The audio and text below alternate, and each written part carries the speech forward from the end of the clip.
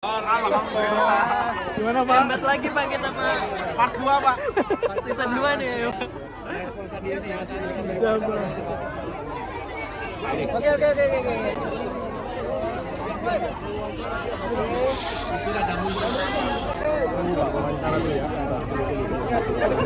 Kasih ruang sedikit. Silakan Pak Nis.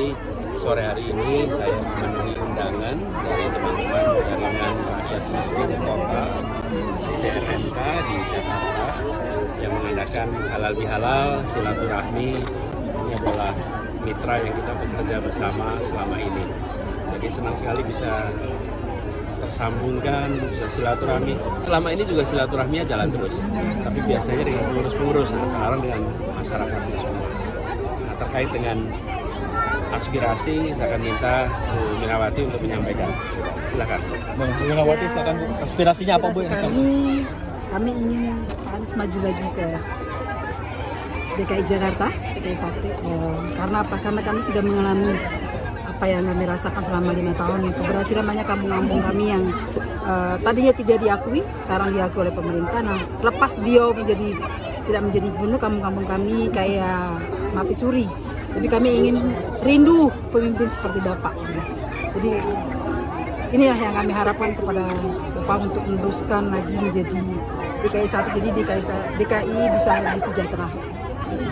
Apakah pertimbangan dan aspirasi ini diterima dengan baik Pak? Oh iya, saya dari salah satu pengurus koperasi Marlina, salah satu anggota JRMK. Kami selama ini kami rasakan beberapa kali pemerintahan DKI Jakarta ya, baru selama Pak Anies menjabat kami dimanusiakan, kami dilibatkan dalam sebuah pengambilan kebijakan lah gitu. Jadi kolaborasi itu betul-betul kami rasakan, itu penataan jalan, gitu, perencanaan jalan itu betul-betul dilakukan bersama warga, dan baru itu kami rasakan 5 tahun kemarin. Nah, kemarin kami juga usung Bapak, kami berharap Bapak duduk di RI 1 agar kebijakannya lebih seperti nasional. Tapi ternyata kita nggak tahu yang terjadi, sama-sama kita tahulah gitu ya. Nah, ini harapan kami timbul lagi. Oh, coba kami dorong Bapak untuk kembali lagi duduk di DKI supaya masyarakat yang selama ini dimarginalkan, dianggapnya tidak ada, kami kembali dimanusiakan. Karena masih banyak banget warga miskin kota yang tidak dianggap keberadaannya. Banyak contohnya seperti kawan-kawan PWKB. Sekarang nasibnya kita nggak tahu bagaimana. Kita nggak bisa ngadu kemana. Kita nggak punya Bapak istilahnya. Gitu. Semua penataan seolah-olah proyek yang Bapak canangkan ini stop sampai di sini. Gitu. Kami tidak mau, kami ingin berlanjut kolaborasi itu. Kami ingin kembali lagi bekerja sama dengan pemerintah yang sesungguhnya lah. Gitu. Kami rindu pemerintahan yang yang dekat dengan rakyat, yang hadir bersama-sama kami. Itu sih. Kalau melihat pemimpinan Pak Heru Budi ini, program-program Pak Anies ini udah stop ya Bu? Sepertinya seperti itu. Birokrasinya susah kami tembus. Gitu. Kalau kita dulu setiap bulan kita ada rapat koordinasi dengan Bapak, dengan staf Bapak gitu. Kita ingin ketemu dengan Bapak itu mudah. Kok sekarang balai kota itu kayak udah nggak familiar dengan kami. Kami dipingpong untuk memenuhi satu biro itu susah banget gitu. Jadi memang seolah-olah apa yang menjadi cita-cita kami untuk menata kampung kami ini sekarang mandek gitu loh. Ketakutan kami adalah kami digusur, kami ditiadakan, dianggap nggak ada, kembali menjadi gedung-gedung. Itu yang kami khawatirkan ke depan. Masa depan anak-anak kami tidak menentu. Gitu. Pak, dari berbagai macam persoalan yang lahir, Bapak tadi bilang ingin mengembalikan kondisi seperti semula, ingin memperbaiki kondisi rakyat. Ini menjadi komitmen Bapak untuk maju, Pak? Bisa jadi pertimbangan, Pak?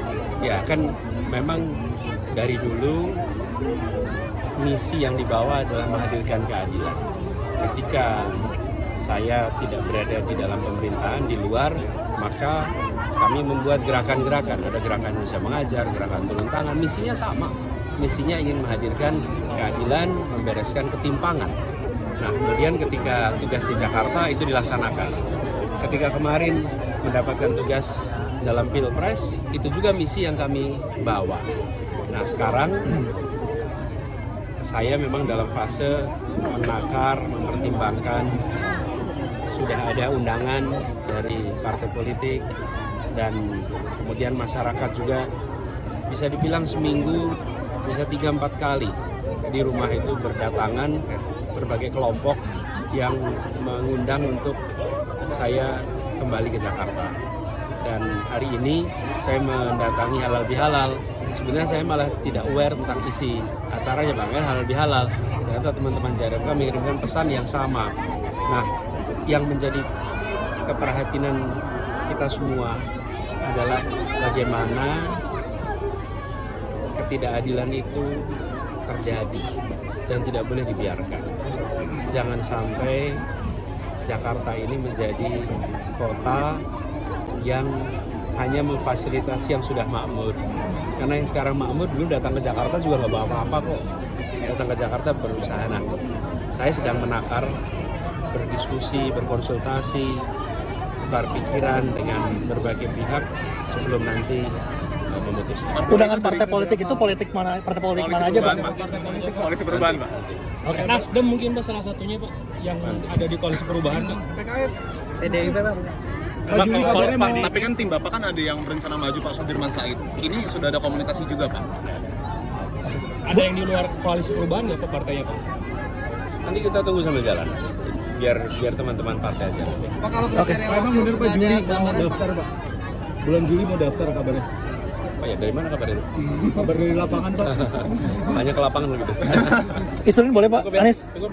Soal ini Pak, sebagai Menteri Pendidikan di tahun 2014-2015 Pak, mengenai UKT yang saat ini mahal sampai 20%, 200% kenaikannya seperti apa sih Pak? Ini pernah saya sampaikan pada saat kampanye kemarin. Biaya pendidikan tinggi itu memang mahal. Dan negara harus memutuskan kepada siapa biaya ini dibebankan. Kalau biaya itu dibebankan kepada keluarga lebih besar daripada diambil negara, maka yang mampu merasakan pendidikan tinggi adalah mereka yang sudah makmur. Negara harus mengalokasikan anggaran lebih banyak, menanggung biaya lebih besar, supaya rakyat, keluarga-keluarga kebanyakan bisa kuliah. Masalahnya begini, yang masyarakat makmur, keluarga makmur, mereka sanggup membiayai. Yang berlatar belakang keluarga miskin, banyak program bantuannya. Yang kesulitan itu adalah mahasiswa yang dari keluarga tengah. Mau bilang miskin, dia tidak miskin. Mau bilang makmur, dia belum, keluarganya makmur cukup. Nah, yang tengah ini nggak ada programnya. Nah, bagaimana caranya? Caranya dengan alokasi anggaran yang lebih banyak. Kalau dikatakan bahwa pendidikan tinggi itu bukanlah utama, tidak. Di Indonesia, pendidikan tinggi adalah eskalator sosial ekonomi. Yang mendapatkan akses pendidikan tinggi, derajat kesempatan pekerjaannya lebih tinggi, kesempatan sejahtera lebih tinggi. Karena itulah mengapa pendidikan tinggi itu harus dapat alokasi yang lebih banyak, sehingga tidak mengalami situasi seperti sekarang. Kalau seperti ini diteruskan, maka mereka yang bisa kuliah adalah dari orang tua yang sudah kuliah dan makmur.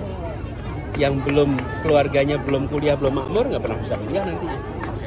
Oke, belanja Komisi 10 DPR digelar nih mengundang Kemenko, Kemendikbud dan juga Kemendagri, gimana tanggapannya untuk membahas kenaikan UKT pendidikan tinggi? Sebaiknya dibahas problem fundamentalnya, bukan soal persentase kenaikannya saja. Karena kalau hanya mendiskusikan persentase nggak akan menyelesaikan masalah. Persoalannya sederhana sekali. Biaya pendidikan tinggi mahal, kepada siapa itu dibebankan? Kepada keluarga atau negara?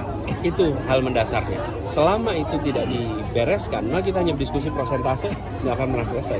Ya? Oke, siap. Terima kasih.